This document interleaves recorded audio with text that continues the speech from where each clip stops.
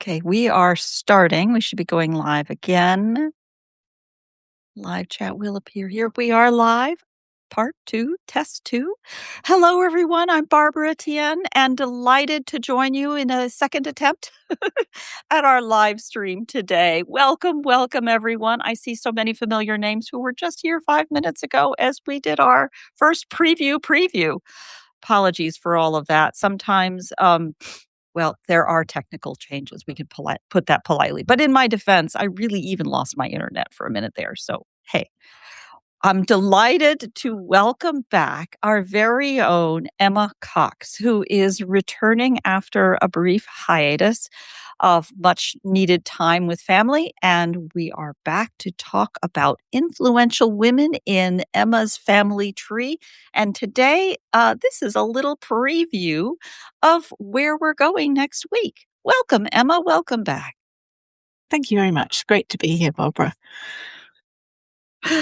Oof. Tell us a little bit about what brought this idea up for the women in your family, and because I want to make sure to get this link out that everybody can see it. We already have many of you who were on our first attempt already joining, so it's apparently working to some extent, and we are. Well, obviously, we are live.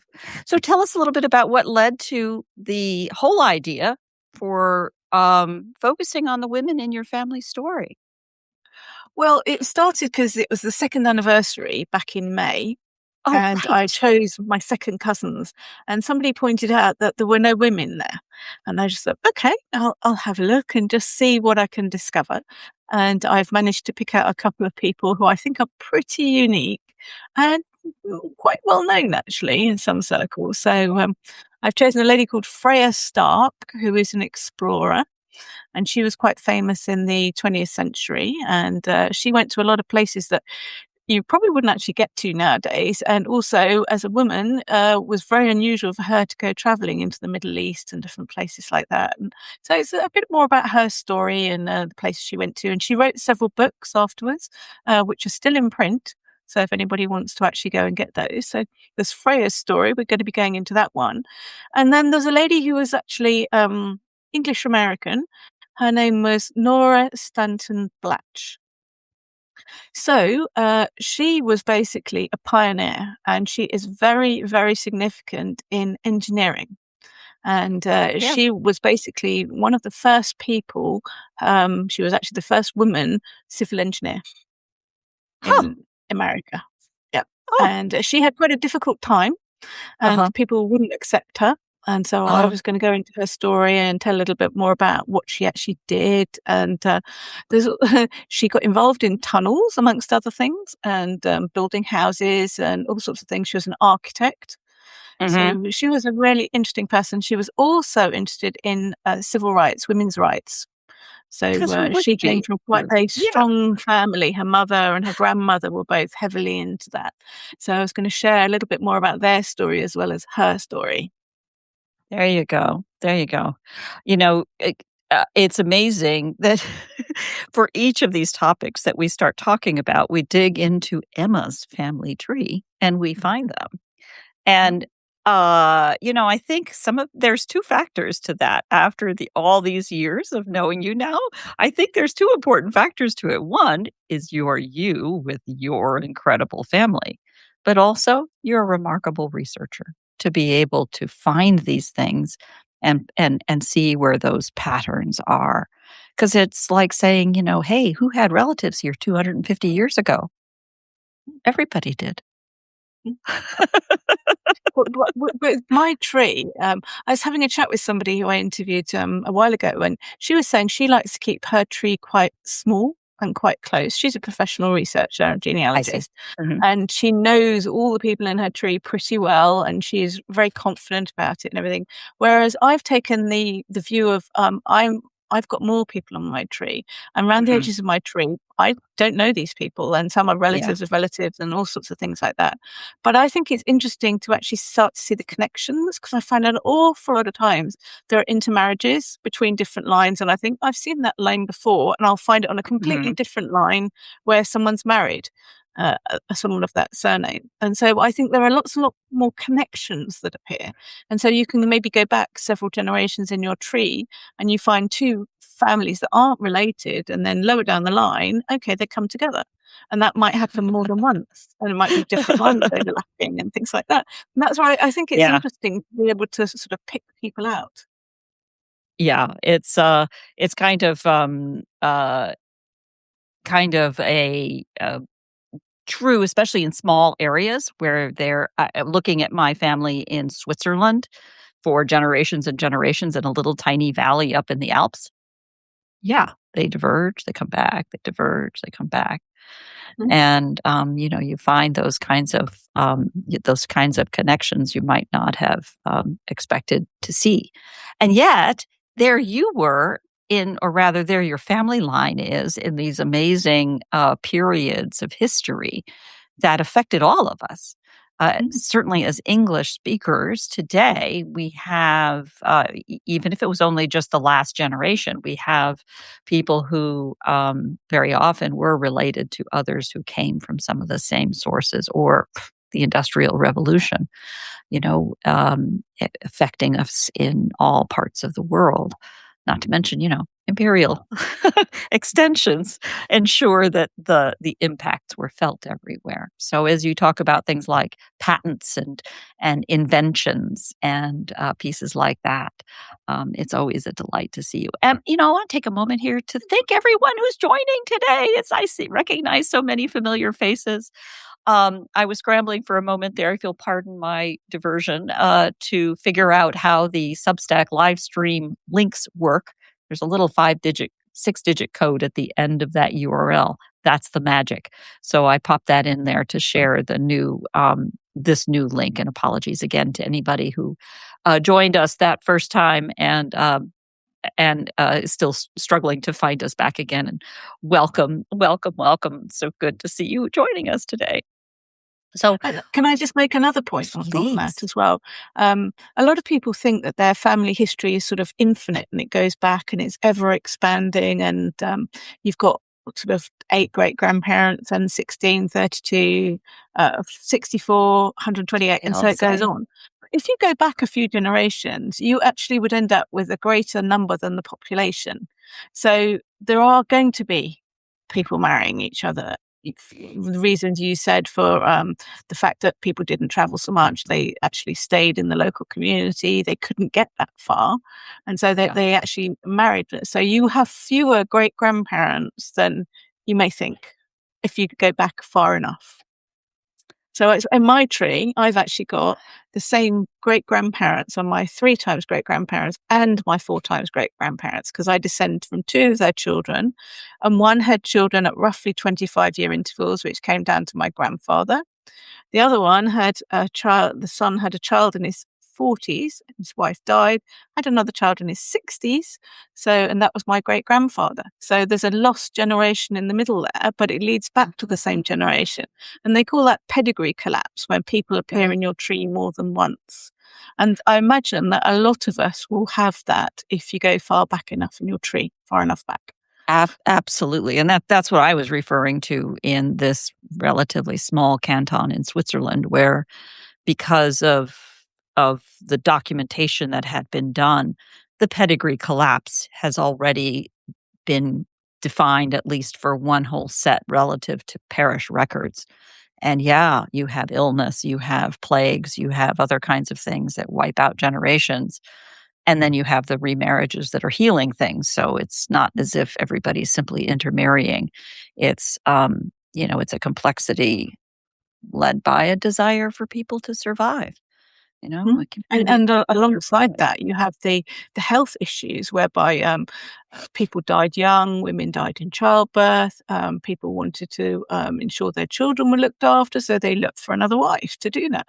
That could have been a sister or something like that when it was allowed. Then it wasn't allowed for a while, but there's all sorts of things happen with those. Or they might not have even married and they've lived together. So there's all sorts of situations where families sort of contract and expand and then contract yeah. again. That was a big issue for me in discovering my family. I was watching this Swiss family, how they made it to America. And the answer was, yeah, the Swiss side wasn't the Swiss side. It was actually the grandmother who was German, whose mother was the first wife. Her father remarried the aunt. So her aunt was also, her stepmother, essentially, and the same case, except that there were 7 children in between, and then another 7 children, and the second 7 children all came to America. So they were already here. But they, who knew about what? Well, that's what letters are for. Mm. I don't know that we'll ever find any of those letters that talk about that kind of. This is only the 19th century, but still, I don't think there's any evidence of that, at least not that I know. But I discovered it after Roots Tech and discovering I had all these cousins because the family tree described them as cousins. I knew nothing about them. And sure enough, there they were. Just Fort Wayne, Indiana. Go Mm. figure. Everyone has surprises in their family tree if they just look. Yeah, That's there are right. all And if sorts you of things don't that think are you have surprises in your family tree, you haven't looked. hidden in plain sight is one way of describing it. That's right. That's right. Yeah, yeah. Well, Mm. there's a lot of things hopping around here. I have been distracted and busy by things that I lit a match in starting this migration stories. And it Mhm. turns out that it's really a story of stories, right? There are so many interweaving paths. I think this one will keep me going for a very long time as everyone else is stepping up. All I really have here at Projectkin is a stage. I'm just here to help other people get going. It's all about encouraging people to tell their stories. And I see so many of you jumping in here with suggestions. You've already joined as path pilots or already talked to me about some of the kinds of amazing stories that are coming in. And thank you for the hearts. These kinds of things are going to be very important in the coming months. We will be, I guess, making it a little bit more formal with launches. But as somebody so delicately put it to me in a reply email, I guess this is kind of still in development. Everything I do is a little bit in development, like Substack. Let's be honest here. But that's okay. And I think it not only is it okay, but it means that you have a chance to help define where it should go. In this particular oopsie, it was a matter not to be too transparent on all of this, but I think it helps to understand what I'm doing. My first post talked about a migration paths and don't you want to be a migration path pilot? Okay, fine. And then somebody said, but I want to submit stories. Oh, great. So I changed the original form to be a form for submitting stories. What was I thinking? I need Two to forms? create another one for Yeah, path yeah. pilots. So I just did that this morning. Um, but the point is, there's really two different sides to this. Being a path pilot simply means I've described a path that I want to pursue, and you're welcome to come join me. And submitting stories, we're going to have stories for multiple people's paths because we have multiple family lines at different times going in different directions. We don't all, it's funny how we talk about that. Where do you come from? Of course, that's often a complicated question, right? But where do your people come from is a kind of expression we hear a lot. And yet, it's a lot more complicated than any one place, right? How about that in Britain, where you have, from our perspective, out here in the hinterlands, a relatively small space, and you may have multiple generations from the same space, but they intermarried, right? How do you answer that question? You've got lots of different things. Where do people come from? And this is the thing about DNA. It's like, how long have somebody lived in a particular area, and how long do they have to have lived there to actually qualify to be of that place? Are It's they a the great current question. generation? Are they the 2 generations back? Have they been there for 300 years? Everyone's Yeah. different. And I think it's quite funny because on Ancestry, when I looked at my results a while ago, it told me I had Welsh. And it's like, I know I don't have any Welsh, but they included the north of Somerset. And so the definition of geography and place and DNA and everything, they change. And Yeah. county boundaries change. country boundaries change, country names change. So we live with a constantly evolving records, I think, and we have to pick a path or two through these. Oh, what would you describe it? Rivers, I suppose. Yeah. You're stepping on stones in a river to Yeah. find your way across, and there might be multiple different ways of getting there, Yeah. and And a which is the river is one that you want always to focus changing. on. Yeah, Yeah. The river is constantly yeah, changing. That's a great metaphor for it because, and your point about how long do you have to have been in a place to have been from that place? That certainly resonates with me in my own history. I've lived longer in this one house than in any other place or country I ever lived in my life. It's kind of shocking to me. Well, I suppose it's probably true for many of us later in life, but um, in the sense that uh, I describe myself as being from Hawaii. Then I learned to say largely because I traveled so, and I don't really live. I lived there for 9 years. That's it. But it's at a time of life and it's a political question even, right? If somebody has immigrated, given up everything from their home country to be in a new country, and their children are born in this new country, are the children from the new country? They don't know anything else.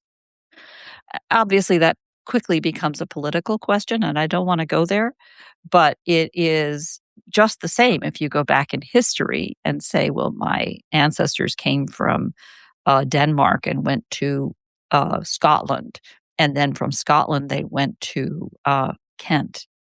Are they from Denmark or are they from Scotland? Are they from Kent? And I just made that up.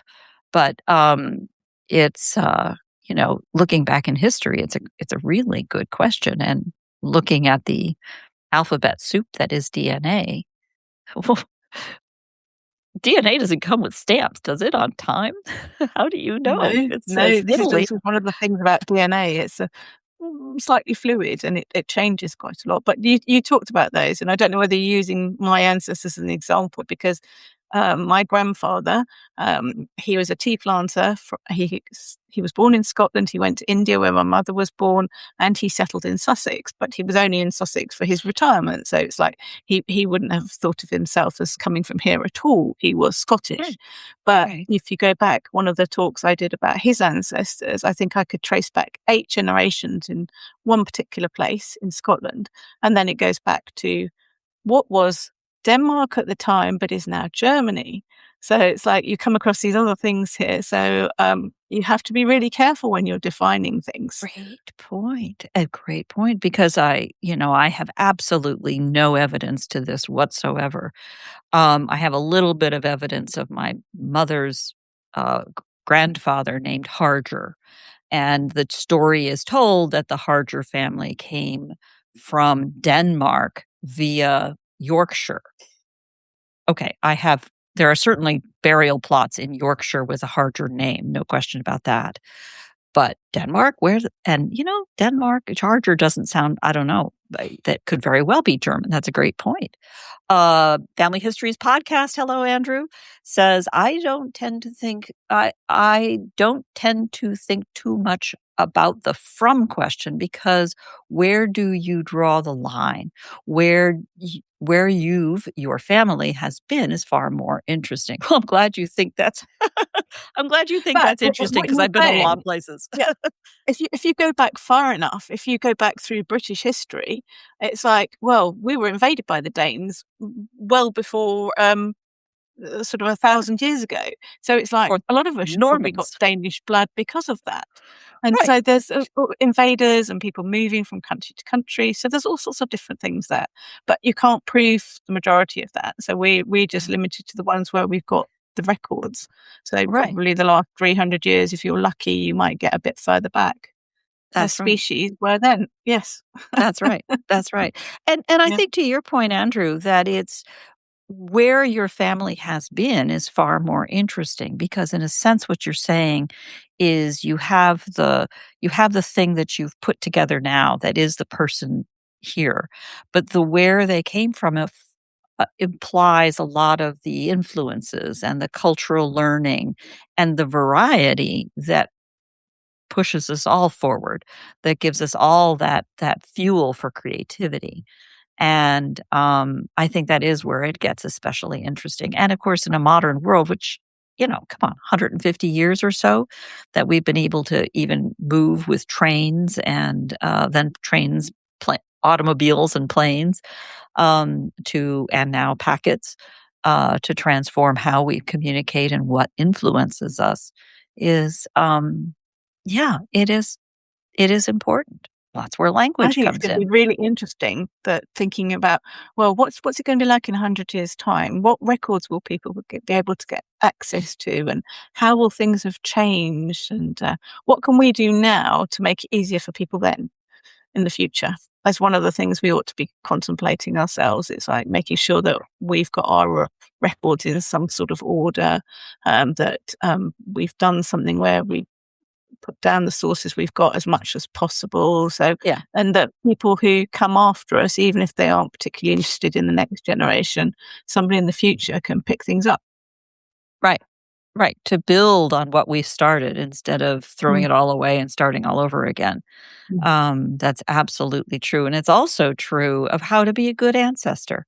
mm. There's a project that Lori Olson White here has been Lost and Found Stories has been working on to try to encourage people to think about how they're telling when we're gone, each of us in our individual lives, we're leaving behind not only the records of the work that we've done in telling the stories of our ancestors, but also leaving behind a narrative of who we were. That little description. Emma Cox, who had journeys into genealogy. What did she do? Who was she? And it's something that we touch from time to time and makes us all a little bit uncomfortable to think about. But it's at the end of the day kind of what we're doing. And I think it's part of being comfortable in your own skin about where you are in life and what you're doing. And I think it's something that a certain stage in life that many people get into this usually have come to terms with, right? Yeah, and I think sort of we've all got piles of records, and we've got maybe half finished pieces of research, and the intention maybe to write a book or to publish blog posts or something like that. And it's not a race to do it. It's a trying to do things when you have the time and when you have the inclination to do it. But Yeah. just remembering that it'll be nice to be able to actually leave something behind for other people. Yeah. I am more of the uh, leaving, putting in the order as I go instead of anticipating some big moment when it will be some big crescendo of order. So while I have ambitions for writing books, it's not necessarily about, no, it's explicitly not about my family history, my own family history. I see that more in terms of the incremental projects. And you say maybe even have an unfinished research. I have countless stacks of unfinished research. Okay, you laugh. That makes me feel better.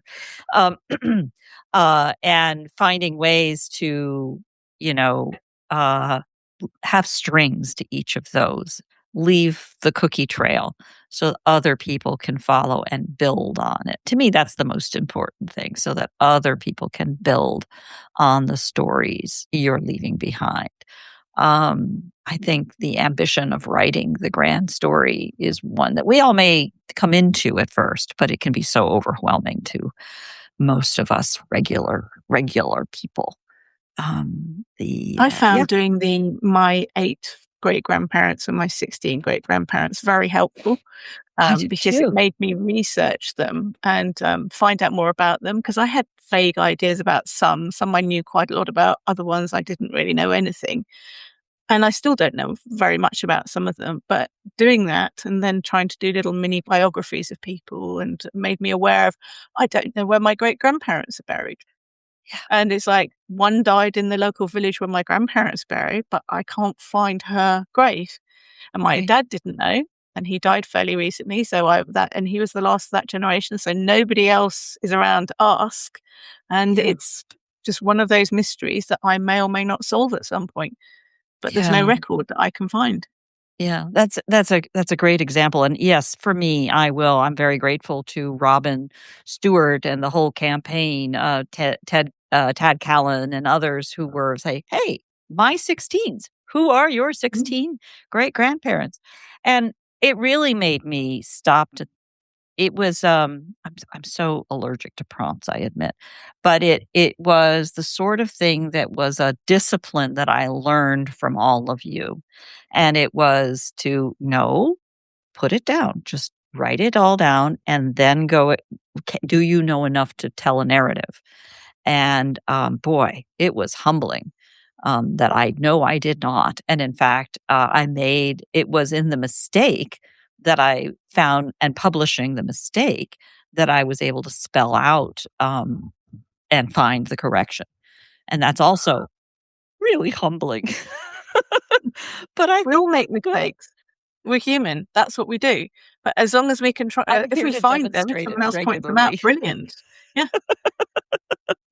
I like to demonstrate it regularly just so all of you can see that it happens and you can recover, as we did today.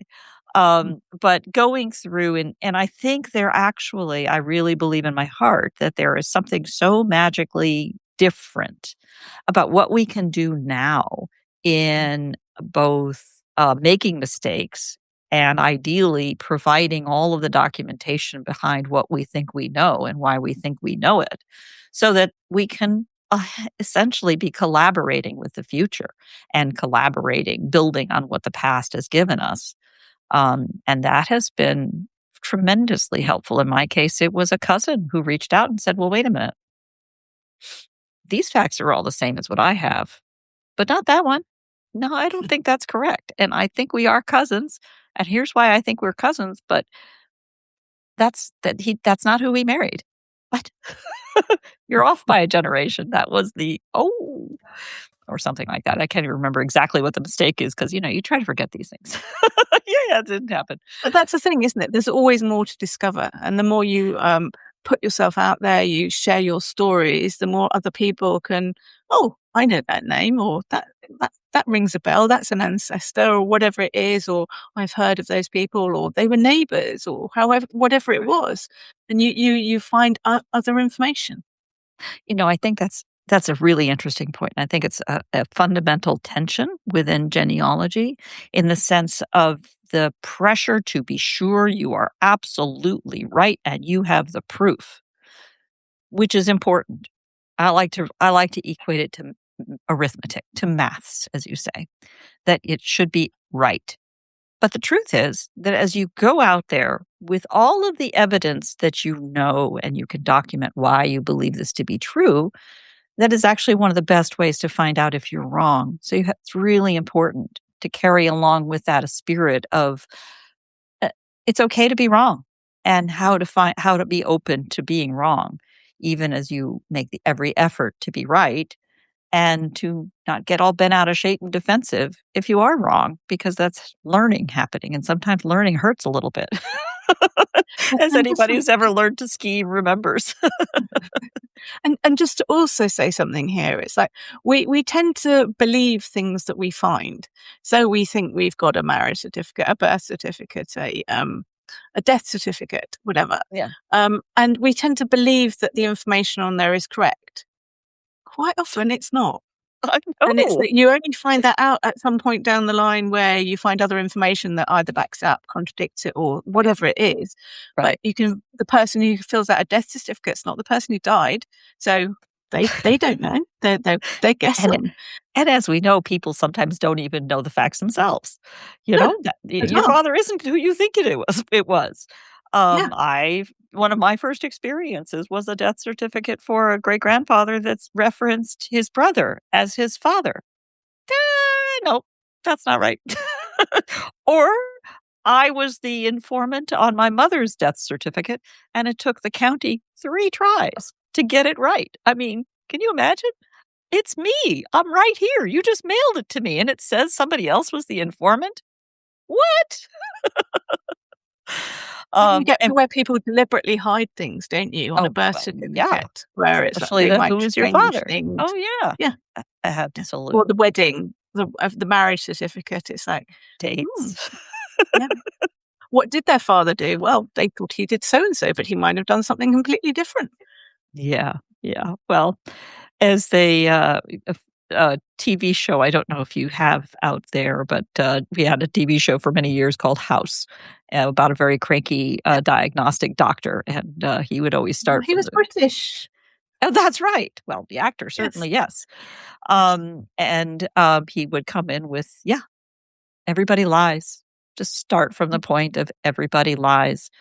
And, it's actually, if you take away his cranky attitude and think about the people that you know and where they're coming from, yeah, it is true that they lie intentionally, but they also lie out of omission or out of, you know, just didn't know, and wanna put the best light on things. I So wouldn't this is say going go with the thing about everybody lying personally. I would say be slightly skeptical and try and prove things and have more Right. than one source to collaborate things. Don't believe it if you've got the same Don't family believe tree everything you hear. copied over 20 people and they all say the same thing. I'm talking about proper sources. That's right. That's right. And, I like to think of everything as a treasure map. And, Mm. I don't necessarily believe a treasure map. I don't necessarily believe X really does mark the right spot. But it can still be a useful trail and send you in a useful direction, just like a trail map also might not be accurate because, landslides change things. Mm. And everything is also constantly changing. Well, this is going to be a fun discussion on Thursday, next week, Thursday. As we peel back the layers, we had a fun discussion earlier this week in talking about food memories for, oh gosh, that was just yesterday, for Speaker's Corner. And our speaker, Lorinda Brendan, talked about taking on the Pillsbury Bake Off cookbook from 1959, which reflected 10 years worth of Bake Off best recipes. And every single recipe was listed in the woman's husband's name. They were all women who had submitted these recipes, and they were all in the names of their husbands, including Mr. Thomas Jones, Mr. You know, Bill Williams, names that are, very difficult to find individuals and not very meaningful as individuals. And she's made an effort of finding finding these women, finding their stories. Mm. And what you're doing next week will take us back into looking at the women in your family tree and the ones who were making a difference in their time, right? And the next podcast episode for Journeys into Genealogy, I'm going to be talking to a lady called Janet Few, and we're going to be talking about putting your female ancestors into context. Oh, So that is one of the fantastic. things that we do mention about names, the fact that a lot of people are just known by their husband's name. So how do you find them? Just Yeah, different things like excellent. that. Mm. Excellent. Well, I look forward to that as well. And the Journeys into Genealogy podcast is accessible. Go ahead and provide the best links. Spotify, or Audible, Amazon, Apple, or it's most All the places. usual sources, plus some Yes. added value that Yeah. you drop into your Substack. Yes, Janet is indeed awesome, and of course, we are active supporters this year for the All About That Place as well. Janet is very active in the Society for One Place Studies, having some of the best known books on the subject, and looking forward to I'm just putting together the speaker list for our program in October for that program as well. So And just with to that, point what? out that the All About That Place is actually run by the Society of Oh, Genealogists, not forgive the me. Society for One Place Studies. So the Thank you for Society clarifying for that. One Place Studies are involved, but they're not the ones that are actually running it. And Right, actually, I will be interviewing some of the speakers for that in late September. So that's right. another podcast episode coming up. That'll be just after our program in September. Mm. Is there anything you wanted to add about that one? I've got 3 people lined up. It's going to be a little bit about occupations and moving and why people moved. Another one's going to be about military history, and one's going to be about Scotland. So I've Oh, chosen 3 different ones, which hopefully will complement each other. excellent, excellent. So, it's going to be a busy fall starting up in fall here in the northern hemisphere. Starting up in September, and then going into October. And of course, to learn more about all about that place, you can go to the Projectkin calendar in October. There's a link that takes you back to the welcome page at the Society of Genealogists for their main page listing all of the speakers through the whole program. We're just a little tiny piece of it as the Pacific edition. So I was a little self-centered on my part. Sorry about that. We're getting there. Lots to look forward to, aren't there? Lots to look forward to and keeping everybody focused and engaged. And I want to thank all of you for joining us today. Even as we jump in and out of time windows, we'll get the recording up for this one within a couple of hours. And I want to thank you so much for joining and for coming back. We missed you. We've missed you, Emma. It's great to have you back. Oh, thank you, and looking forward to seeing you all next Thursday. You got it. Till then. Bye bye Thank now. you. Thank you, Bye. everyone. Thank you.